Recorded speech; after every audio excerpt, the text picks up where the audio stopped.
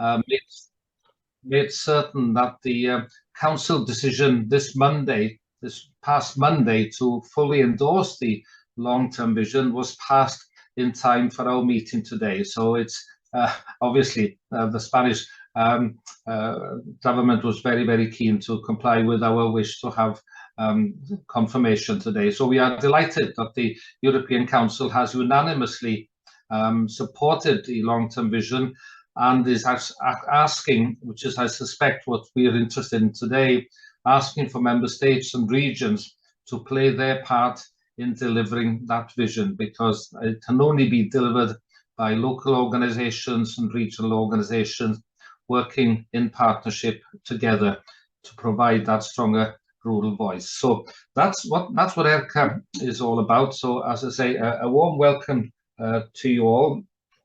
The first presentation will be by my colleague and Vice President of ERCA, Ben van Essen. Ben has taken the lead in ERCA on our support for the pact, and quite logically, the first thing he did was to ask our members what they knew currently about the pact, and he surveyed our member organizations, and he will now just take us very briefly through the results of that questionnaire. So over to you, Ben. Yes, thanks, Tom. I think Vanessa will share my presentation. It's only one sheet. What the second sheet you can take, Vanessa. I will just briefly report on the questionnaire. Then I think tomorrow or the day after tomorrow, I will send the draft report to all our members.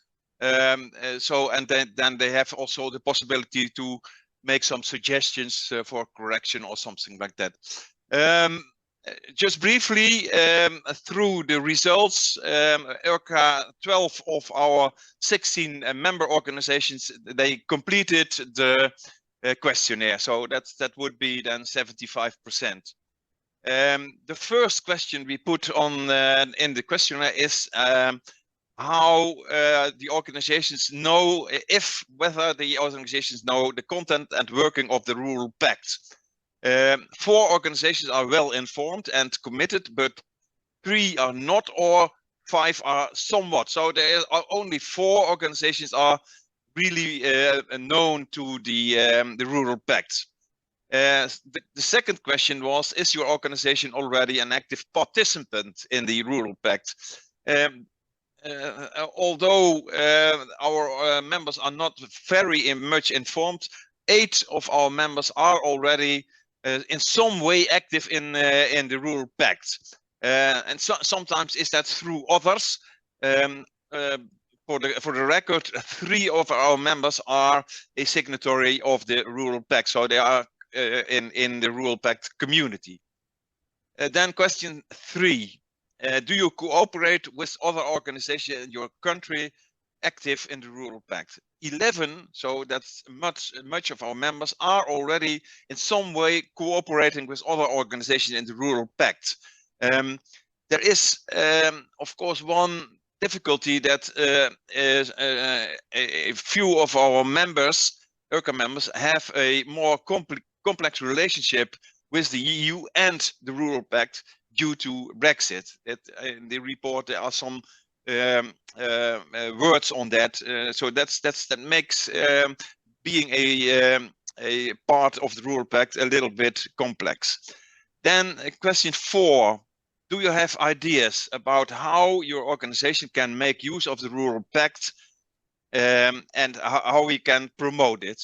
There are a lot of ideas, 17 ideas.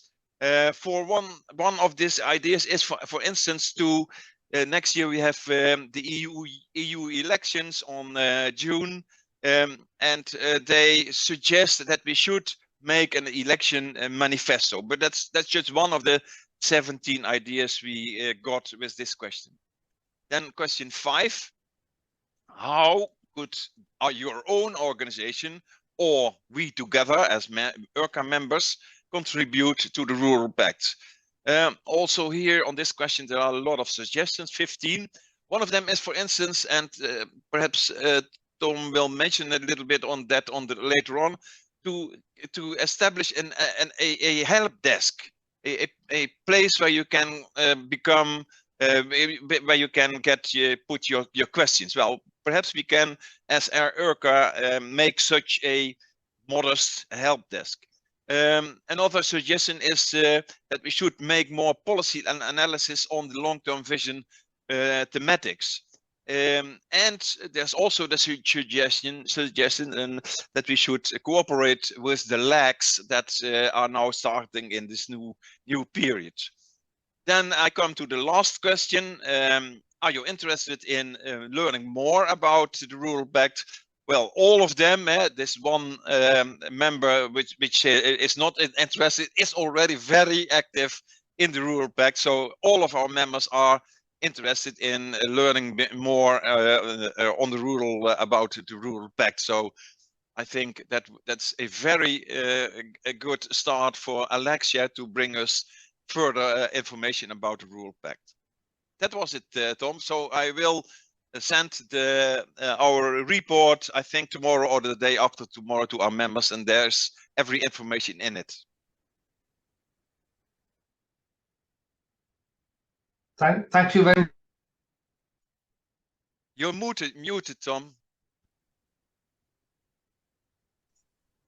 Thank you, Ben. I think that's very, very interesting and very, very revealing.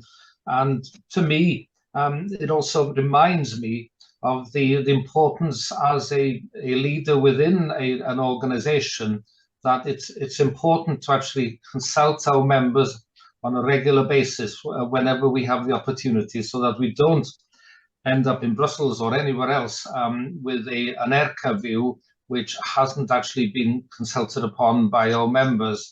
You can't do it always, obviously, but it's extremely valuable to be able to liaise with our members, and hopefully from now on we will have, using technology, that's the advantage of it, to actually liaise with our members on a more regular basis. And your idea of some sort of a platform to help, obviously we'll have to integrate that into the Pact platform itself.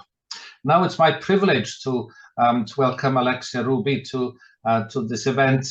From day one, I think Alexia has been aligned fully with that long-term vision. She has to carry the big responsibility. I have no idea how many times she's had to present an update on the long-term vision. And obviously it's important that it's an evolving vision, because the target date of things to be completed will be 2040. But if you don't start in 2022 and 2023, nothing much will happen, and the change will be in somebody else's generation. So, Alexia, I know you are highly respected by voluntary organizations across Europe, and I welcome you to do your presentation this morning.